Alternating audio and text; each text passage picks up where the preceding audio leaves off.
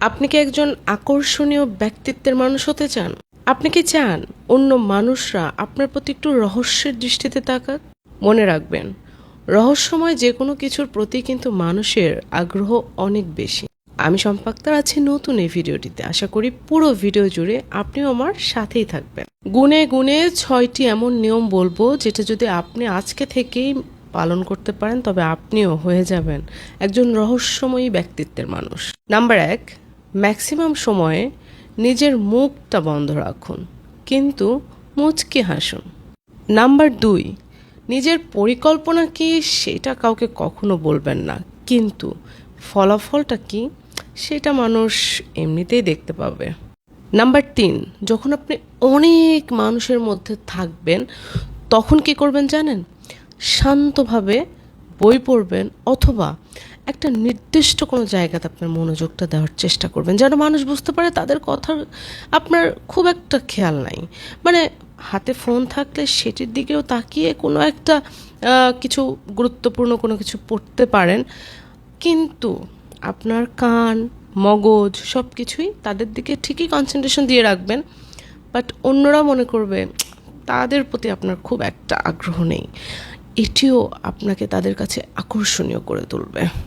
Number 4, সব কিছুর উত্তর মুখ দিয়ে দিতে যাবেন না। কিছু কিছু উত্তর মাথা নাড়িয়েও কিন্তু দেওয়া যায়, আর সেটাও কিন্তু মানুষের কাছে নিজেকে আকর্ষণীয় করে তোলার অন্যতম একটি নিয়ম। নাম্বার 5, নিজেকে সহজলভ্য করে তুলবেন না। খেয়াল করে দেখেন, যখন আপনি বাজারে যান, যে জিনিসটার অনেক দাম আপনি বারবার তাকান কিন্তু কিনতে পারছেন না, বাট আকর্ষণ কিন্তু ওইটার দিকে। আর যে জিনিসটার দাম অনেক কম, রিজনেবল, সবাই সেটার দিকে থাকলেও মনোযোগ মানে মনের ব্যাপারটা কিন্তু ওই দামিটার দিকে থাকে। তো আপনি নিজেকে সহজলভ্য বানাবেন না, নিজেকে রেয়ার মানুষ হিসেবে গড়ে তুলবেন। আপনাকে চাইলেই ডাকলেই পাওয়া যায় না। যখন আপনাকে কেউ পাবে, মানে অনেক দিন অপেক্ষা করার পর আপনাকে একদিন পেয়ে গেল, দেখবেন আপনি হচ্ছে সেই সব মানুষদের আকর্ষণের কেন্দ্রবিন্দুতে অবস্থান করছেন। তখন যে আপনার কি পরিমাণ ভালো লাগবে। নাম্বার 6, খুবই গুরুত্বপূর্ণ, কিন্তু যদি মানতে না পারেন তাহলে ভেস্তে গেল সব। নিজেকে কখনো মানুষের সামনে প্রকাশ করবেন না। আমি এই, আমি সেই, আমি এটা পছন্দ করি, আমি সেটা পছন্দ করি, আমি ওমর না, আমি তোমর না, এরকম না।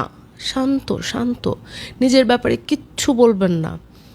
আপনার চুপচাপ দৃষ্টিভঙ্গি, আপনার চাহনি, এগুলো দেখে দেখে মানুষ এক একজন এক একটা অনুমান করবে।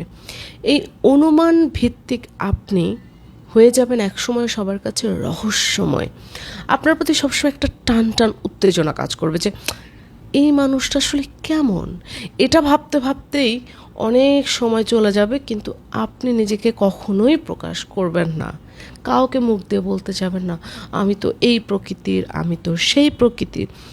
এতে তো সবাই আপনাকে রিড করার জন্য আলাদা আলাদা করে থিঙ্ক করবে না, আপনাকে নিয়ে কোনো গবেষণা করবে না, আপনাকে নিয়ে তাদের মাথা ব্যথা থাকবে না, কারণ আপনি তো বলে দিয়েছেন।